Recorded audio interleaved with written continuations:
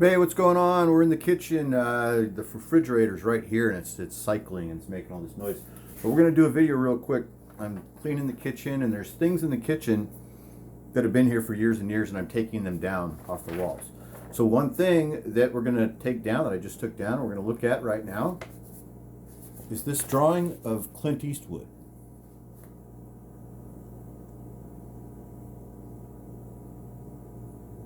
It's a line drawing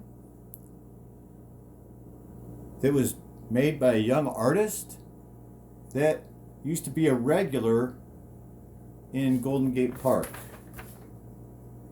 It says down at the bottom, it just says DK13. Now this is just a copy, like a cheap, like a photocopy of an original. Now he would sell these for $1, and so he had good ones. So this was $1. This was like the best one. I have another one that's an original. You know, they're all originals, but of the Creature of the Black Lagoon that was more expensive, because then he would charge a little more for his color stuff, right? So then another thing that was drawn by the same guy that's been in my kitchen for years and years, that I think I paid $2 or $3 for, because it's color and it's on a thicker piece of paper. Same artist, and no signature on this one. Oh no, it says JGA09. I'm pretty sure it's the same artist though. What did he sign this one? DK. It's not the same artist. What am I talking about? It's not even the same artist. Why am I so confused? Because there were tons of artists that used to do the same thing I'm telling you. They would just draw stuff, and then they would sell the stuff that they would draw for $1, $2, $3, $5, like that. So I always loved this one. You know, it's awesome. This belongs in everyone's kitchen, doesn't it? I guess it speaks for itself. I don't have to describe what this picture is. But I will describe this picture. We'll talk about Clint Eastwood, and I'll tell a little short Clint Eastwood story. So I'm from the town where Clint Eastwood would become the mayor of in the 1980s. But before Clint was the mayor of Carmel, and during this time I lived in a town called Pacific Grove, which is right next to Carmel, and almost the same town. So both these towns are very picturesque and very famous places to. They're really good shooting locations. Like if you IMDb search Pacific Grove shooting location, or you put location, film location, I think that's what you put in. Film location, film credits, Pacific Grove, California, or Carmel by the Sea, where he would become the mayor. There are many films that were made in both those places. So Clint would eventually settle there early on in his career, right? And he would become a part of the community. And this is before he was a mayor. This is when I was in elementary school and high school. So he would become the mayor, I think in the mid 80s. This happened when I was in the Army. This was a postcard that my mother sent to me while I was in the Army, because Clint was becoming the mayor. And that would have been like 1984, 1985. I don't remember exactly. Anyway, what was I saying? So Clint established himself in Carmel and Pacific Grove and Monterey. Like, he made a movie called Play Misty for Me that was filmed entirely there, and about a character who was a radio DJ who lived in Carmel. And it's a great movie. The whole movie is shot there, Carmel, Pacific Grove, like the Sardine Factory, which plays a location in, it's an important part of the movie. There's several scenes filmed. It's a real restaurant that many of my friends worked at. This is a small beach town, coastal beach town, that is spooky in a way. Like, there were a couple scary television movies made there in the 70s. I can't remember their names right now, but they would make movies there always about like Satanists and cults, or haunted lighthouses. You just got to see the place to understand what I'm talking about. So Clint establishes himself. He makes Play Misty for Me.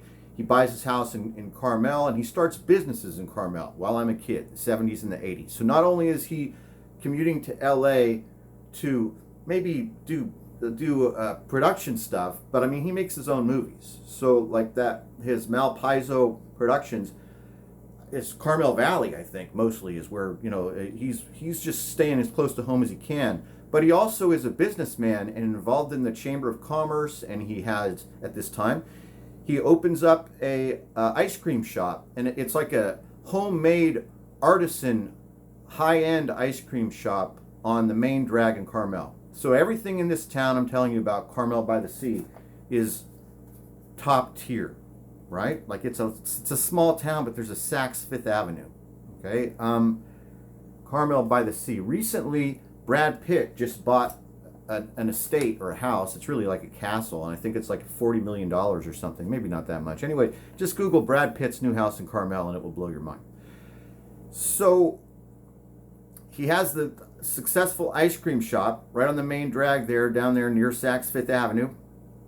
And then all the way at the top of the street on the corner in a prime location, he opens a very, very successful business. It's a restaurant and a brewery and a gathering place. It's called the Hog's Breath Inn.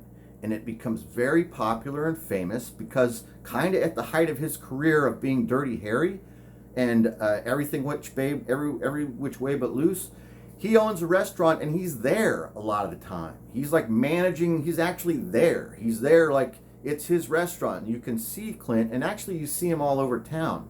And it's an unwritten or uneven discussed rule that you would never approach Clint Eastwood. You would never go and ask him for his autograph. You wouldn't go introduce him. You just leave him be. He's a member of our community and he's one of us. So you don't mess with him. He's trying to relax. He's trying to do what he wants to do. So the Hog's Breath Inn becomes very popular, and it's a beautiful place. They have a large outdoor, even though this place is only a couple blocks from the beach, and because of that, because it can get chilly there in the evening and there's wind and fog and stuff, this place has a beautiful outdoor patio that is completely enclosed by glass. And then when you're inside there's multiple fire pits. And then around the fire pits are chairs and a lot of beautiful people. I used to go there when I was young, when I was in the Army, and I was young and good looking and drove a nice car. This is a place that is very nice. So one time, this is the end of the video and the end of the story. This is the closest I came to Clint Eastwood during my childhood and living in this place I just told you about. So it's the opening night of Conan the Barbarian, right? I think it's like 1980. It's 82. Is it 83? It's right around there. It's either 82 or 83, the opening of Conan. And it opens on a Saturday night at Del Monte Center at the largest theater. I think at the time it's the UA Cinema. And it's where our mall is, and that's in Monterey. And all the towns I'm telling you about all push right up against each other, and they're on the water. But Monterey is the city that is the central hub around these small towns: Carmel, Pebble Beach, and Pacific Grove. So everybody goes to go see, well, not everybody, I mean me and my friends. It wasn't a huge crowd because it's just Conan the Barbarian, and it's 1982, and people think that this is a silly thing. They think it's going to be stupid and it's going to be bad because it's got this bodybuilder in it who can't act and everything. But we're there because we're Conan fans. So we get there, but we don't get there super early. It's me and 3 of my high school friends. And we get there, but we don't get there super early. We're like 20 or 30 people back in the line, before, outside of the theater, and we're waiting. And as it's getting ready, they're getting ready and they're opening the doors, but they're not letting people in yet. And ushers are coming out. You know how they used to do that in the old days, and looking. And so then up walks Clint Eastwood and his son. I think it's his no, not youngest. It would have been his oldest son. It's Kyle. So he's a few years younger than us. And he would have been like maybe a freshman at Carmel High when we were like seniors at PG High. But this kid, Kyle Eastwood, who's probably 14 at the time, he's like 6'4", just like his dad. And so it was the closest I ever got to Clint was Clint and his son and an usher walked directly by us in the line and went all the way up and inside before they let everybody else in, as a courtesy. But we're like, oh shit, that was Clint. We're like, oh shit. And then you could hear, that's what you would hear. So here's what you would hear. So we're like, we hear some hustle, and then we turn, we look, and he's right there, and he's a giant, right? Clint Eastwood's like 6'4", and I'm 5'8". And And his son, who's like a kid, like a little kid, you know, a freshman, he's also already really tall. And like, whoa. But I didn't go, whoa. We were just, and people go, shh, and then that was it. So then somewhere in the back of the theater, perhaps, I don't really know, I didn't look for him when we went in there, was Clint Eastwood and his son, Kyle Eastwood. We all watched Conan the Barbarian together for the very first time, and watched all of it for the very first time, The Riddle of Steel, right? And I watched Conan the Barbarian with Clint Eastwood in the same room. I know, it's interesting. That wasn't a room. It was a movie theater. We watched the movie together in the same movie theater. We all did. And we were all aware that we were watching the movie with Clint Eastwood. And I think that's the end of the story. So let me just point out that it was a courtesy that the theater took Clint and his son inside and didn't put them at the end of the line, or didn't make them stand in line. So the idea is, like I said, it's not necessarily that he's getting special treatment, but he's one of us. And if we subject him to that, perhaps it will make the evening not as good as it might have been. He just wants to go see the movie with his kid, right? He doesn't want to have to wait in line and maybe have to deal. Even though I said it's an unwritten rule here, he still doesn't want to risk the idea of maybe people start coming around or taking pictures, and it causes something. It draws attention. It would draw attention just by him walking in line. Remember I said people are all, right? Let the guy go inside and watch the movie like the rest of us. So that's what happened, and that's the rest of the story. And that, as Clint Eastwood, not Clint Eastwood, as Paul Harvey would say, that is the rest of the story. Is that what he used to say? Thanks for watching. I hope you guys enjoyed. We're looking at this really cool Clint Eastwood line drawing that was drawn by some kid. I mean, he looked like he was like 25, the kid that I bought this from. Okay, guys. Talk to you later.